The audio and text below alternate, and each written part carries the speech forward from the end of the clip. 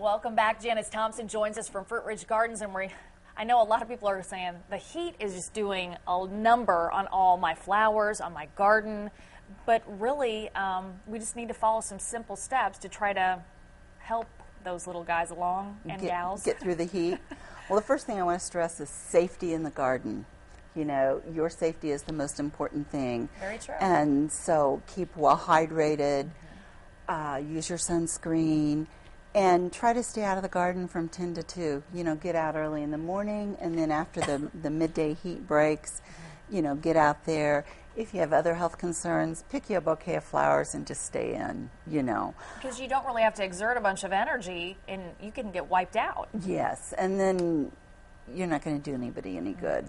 So safety is the number one important thing in gardening for me, you know, especially this time of year. And I know we've talked about this before, but I go back to watering. Watering is so important, so important. So just a few things to remember.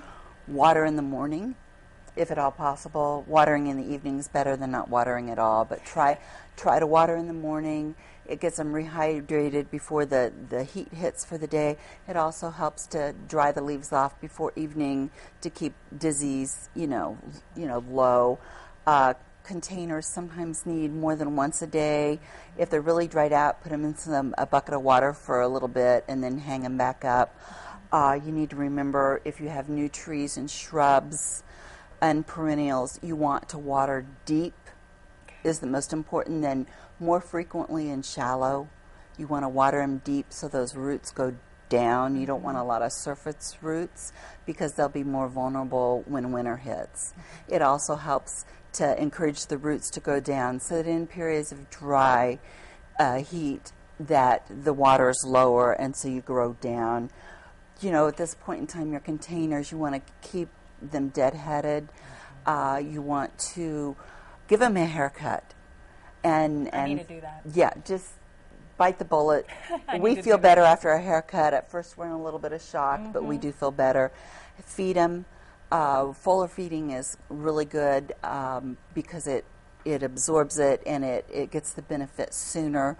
So you can use compost tea if you're an organic type person, or you can be a little blue fairy, is what my friend is. You know, she calls herself the little blue fairy. She, uses a water-soluble fertilizer and puts it in her sprinkling can and sprinkles everything. You don't want to do this in the heat of day. You also want to make sure they're well hydrated before you try and fertilize them. Otherwise, you can fry them. Keep your lawn cut taller rather than shorter because of stress. It helps with stress and also keeps the weeds at bay. Tomatoes, peppers, and cucumbers are all affected by watering. You want to avoid even water. It keeps the cracks out of the tomatoes. The cucumbers taste better and aren't bitter if you keep them well watered. And peppers are thicker walled. Okay, well, we're running out of time, Janice. Lots of great tips. The key here, watering and cut back those blooms if they look a little burnt. And the mulch. Oh, yeah. Well, 466-5104. If you have any questions for Fruitridge Gardens, go visit them today.